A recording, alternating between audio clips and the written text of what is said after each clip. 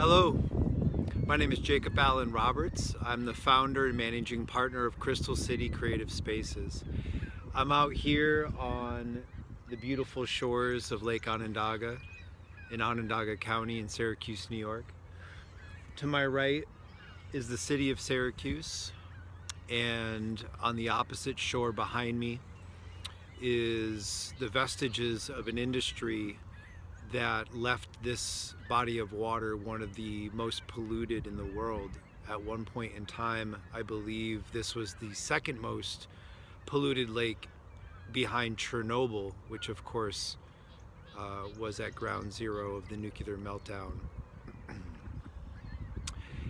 And for a lot of people here in this area, they're familiar with the Iroquois Confederacy, the Great Peace, the Great Law of Peace, the Haudenosaunee. For people that aren't from this area, those terms may sound familiar, but they may not know exactly where the history originates from or what that history actually is. And if you can imagine a few thousand years ago, well before my forefathers landed here on the Mayflower, what could be considered the Jesus figure, potentially, of the Native Americans of the eastern seaboard of the United States, who they called the Peacemaker, together with a local native named Hiawatha, brought the message of peace. And at a time when there was ongoing war and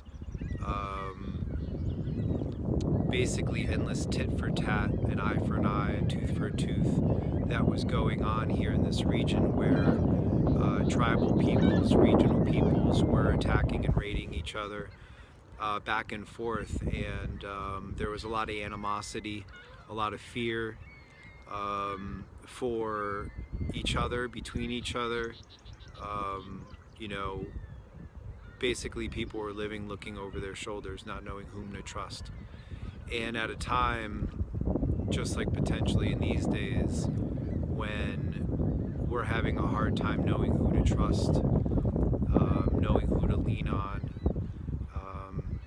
what light to follow, and what impulse to, get behind and amplify, there were a couple of individuals that came to these people and talked about strength in numbers, talked about strength in diversity, talked about coming together and being a confederacy, being interdependent, reliant on one another rather than against one another.